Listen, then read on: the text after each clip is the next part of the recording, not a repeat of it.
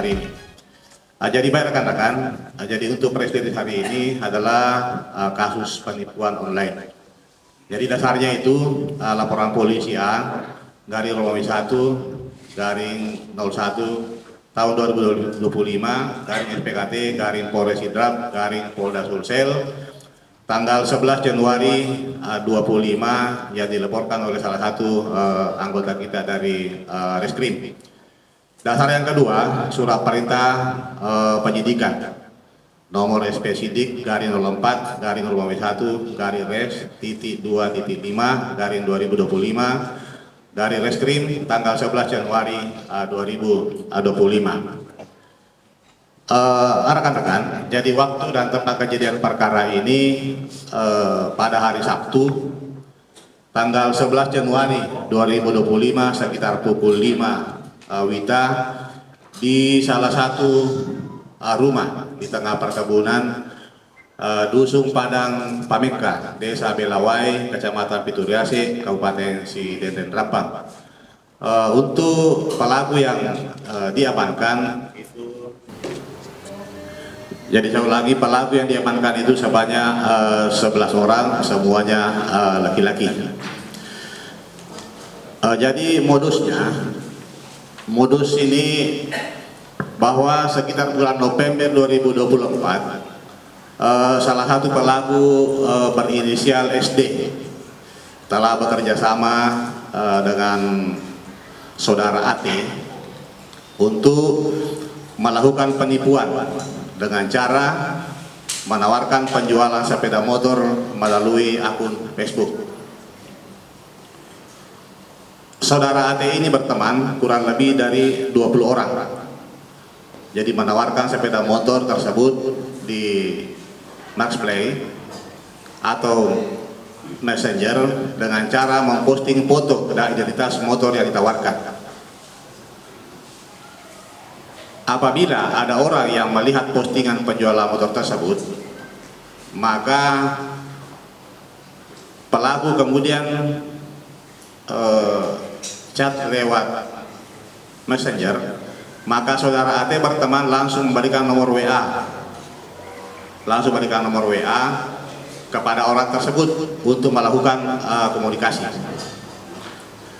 Saudara AT ini berteman menyampaikan kepada calon pembeli bahwa sepeda motor yang akan dijual dibayar setelah sepeda motor beserta SNK dan fakturnya diterima atau COD.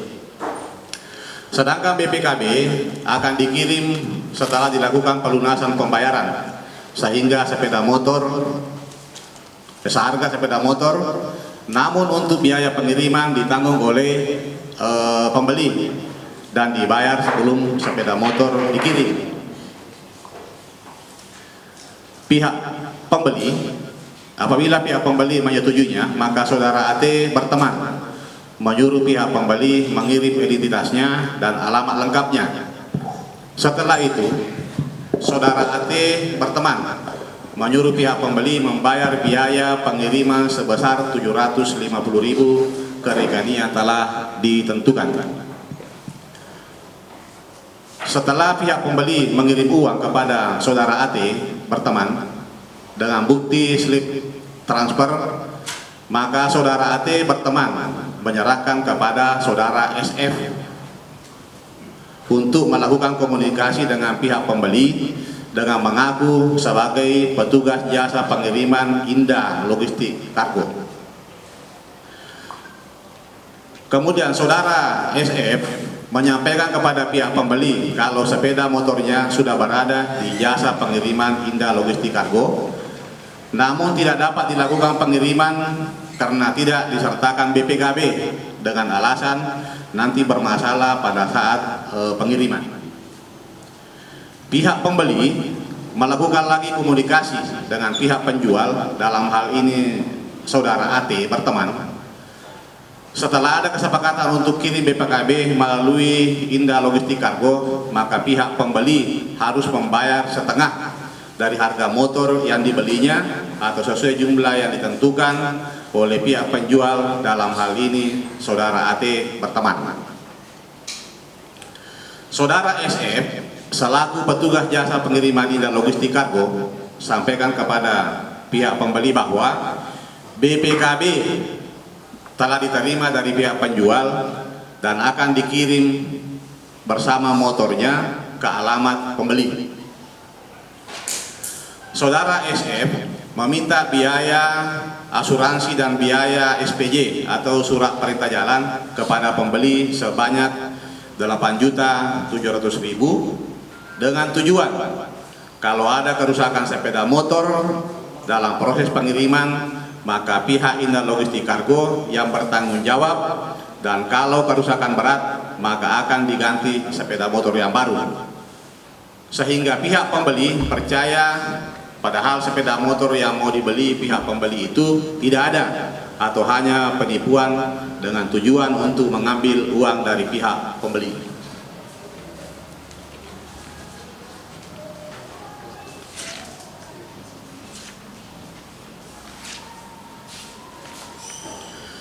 Rekan-rekan sekalian, dari hasil pemeriksaan barang bukti ditemukan bukti cat dan diduga merupakan para korban penipuan sebanyak 20 orang dengan jumlah kerugian kurang lebih 200 juta rupiah. Dan setelah dihubungi oleh pihak kami, sudah 3 orang yang bersedia memberikan keterangan sebagai saksi dengan kerugian kurang lebih 50 juta rupiah. Baik rekan-rekan, barang bukti yang sudah diamankan yaitu 23 unit handphone berbagai merek dan tipe, 2 buah BPKB, 1 lembar STNK sepeda motor, 1 lembar faktur sepeda motor, 3 unit sepeda motor beserta kunci kontaknya, 100 lembar plat nomor kendaraan, 1 lembar baju kos Indra Logistik Kargo, 1 lembar baliho Indra Logistik Kargo, 2 buah contoh paket pengiriman barang, 2 unit monitor komputer, 1 unit printer Canon, uang tunai sejumlah 3 juta rupiah. Untuk teknis pelaksanaannya, penanganannya saya serahkan kepada Bapak Kasareskrim selaku penyidik. Demikian yang dapat saya sampaikan. Terima kasih. Wassalamualaikum warahmatullahi wabarakatuh. Salam sejahtera untuk kita semua. Selamat siang. Yang saya hormati Bapak Kasih Humas, yang saya hormati Pak Kadit Militer, Pak Kadit Resmob, Popsnal, yang saya hormati rekan-rekan media di Kabupaten Sidrap. Mohon izin ya, saya memperkenalkan dulu ya. Alhamdulillah saya sekarang menjabat sebagai Kasareskrim yang baru. Sebelumnya saya di Kabupaten atau Kota Parepare. Nama saya AKP Setiawan Sunarto, STRK SIK. Ini perkenalan dari saya. Terima kasih. Akan saya jelaskan peran masing-masing pelaku. Saudara AT berteman BH, saudara BH, saudara TH, saudara MT, saudara JK, saudara JS, saudara HW, saudara UK, dan saudara YS. Mereka itu berperan sebagai memposting iklan penjualan sepeda motor melalui akun Facebook pada marketplace, kemudian melakukan komunikasi dengan pihak calon pembeli melalui via chat WhatsApp, kemudian meminta kepada pihak pembeli biaya pengiriman dan menerima hasil penipuan yang dilakukan saudara SD. Yang kedua, peran dari saudara SF dan berteman mengaku sebagai petugas atau karyawan jasa pengiriman Indra Logistik Kargo. Kemudian meminta biaya asuransi dan biaya surat perintah jalan kepada pihak pembeli sesuai yang telah ditentukan dan menerima hasil penipuan yang dilakukan saudara BD. Ketiga, saudara YD berperan sama seperti saudara SF melakukan pengeditan BPKB, STNK, dan lain-lain, dan menerima hasil penipuan yang dilakukan dari saudara SD. Yang keempat, saudara SD yang menyediakan tempat fasilitas yaitu seperti handphone, membuat akun Facebook, kemudian dia membuat rekening dan membiayai para pelaku. Untuk sementara kami masih mengejar bos dari para pelaku yaitu saudara SD.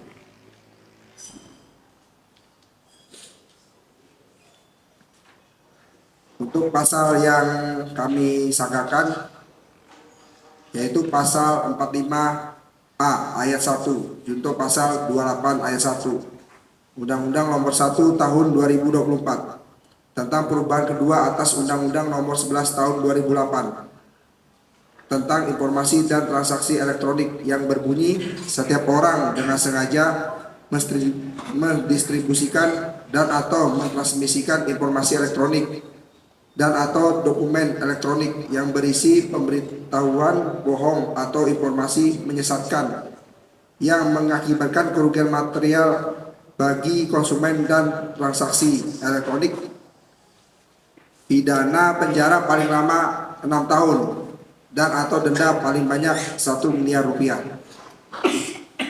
Kedua, pasal yang kami terapkan pasal 378 KUHP yang berbunyi barang siapa dengan maksud untuk menguntungkan diri sendiri atau orang lain dengan melawan hukum, dengan memakai nama palsu atau martabat palsu, dengan tipu muslihat ataupun dengan rangkaian kebohongan menggerakkan orang lain untuk menyerahkan sesuatu benda kepadanya dan atau supaya memberi hutang maupun menghapuskan piutang, diancam karena penipuan dengan pidana penjara paling lama 4 tahun.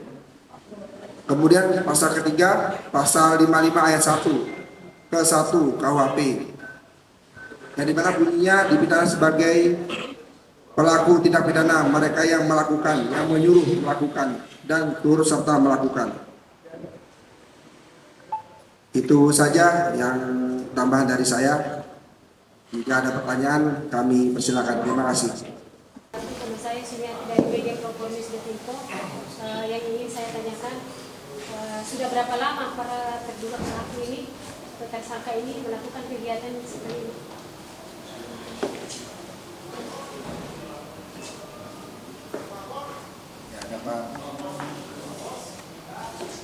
Dapat kami jelaskan, para pelaku ini bekerja melakukan penipuan online dari hasil keterangan yang kami peroleh dari bulan November 2024. Jadi kronologis penangkapan yang kami lakukan itu adanya laporan dari masyarakat sekitar bahwa maraknya di daerah tersebut adanya pelaku penipuan online. Apa-apa saja modusnya itu, Dad? Jadi modusnya mereka menaruh foto motor di media sosial, kemudian mereka menaruh harga, ada korban atau pembeli yang berminat, maka mereka menghubungi nomor yang tertera di media sosial tersebut. Ini platnya ini banyak kali, dan itu apa fungsinya? Nah, jadi plat motor ini fungsinya mereka itu sempat video call dengan para korban dengan menggunakan baju Indah Kargo. Jadi mereka video call seakan-akan motor itu betul adanya. Plat itu gunanya untuk memastikan korban, yang lebih meyakinkan lagi korban motor itu ada, tidak fiktif seperti itu. Kan kemarin sempat ini pada saat penangkapan sempat yang lalu masyarakat itu Sedang yang tersangka ini juga ikut terlibat dalam Jadi pada saat kami turun ke bawah dari pegunungan, mungkin masyarakat mengira kami bukan anggota kepolisian. Mereka kaget ya. Setelah kami jelaskan, masyarakat itu ternyata mengerti dan mereka mundur. Tidak ada kekerasan ataupun perlawanan seperti itu. Akhirnya salah paham. Kemana ada kami lihat ada yang bawa parang. Itu kan wilayah perkebunan ya, jadi warga sekitar dia mau berkebun pada saat itu. Untuk saat ini dan apa saja BB-nya yang berhasil diamankan?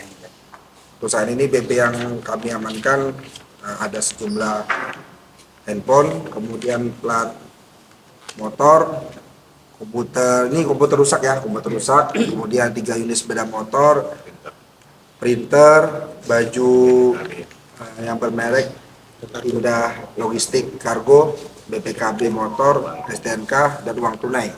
Kira-kira untuk pasal ancamannya dan Ancaman yang kami sangkakan 6 tahun penjara. Ya, sejauh ini ada berapa korban dan dari mana saja korban? Jadi korban sejauh ini yang berhasil kami komunikasi sebanyak tiga korban, yang dimana ada yang di Mamasa, kemudian di Kabupaten Goa, dan di Kalimantan. Kemana pelaku yang tertangkap dengan yang belum, kira-kira progresnya berapa hari setelah investigasi? Oh ya, nanti kami mencari siapa yang menyuruh mereka atau di atasnya mereka bosnya. Ini masih proses penyelidikan seperti itu. Kemudian saya jelaskan ke 11 pelaku, 2 diantaranya anak di bawah umur, makanya kami tidak menampilkan di pesimis. Tetap kami sebagai saksi karena dia di bawah umur. Ya. Apakah masih ada kemungkinan korban-korban yang lain? Kami masih melakukan penyelidikan. Berapa pelaku yang ditangkap di Belawan ini? Sebanyak 11 orang. 11 orang. Berdasarkan jumlah. Ya, dan 2 diantaranya dia bawah umur. Kami tidak bisa menampilkan anak di bawah umur.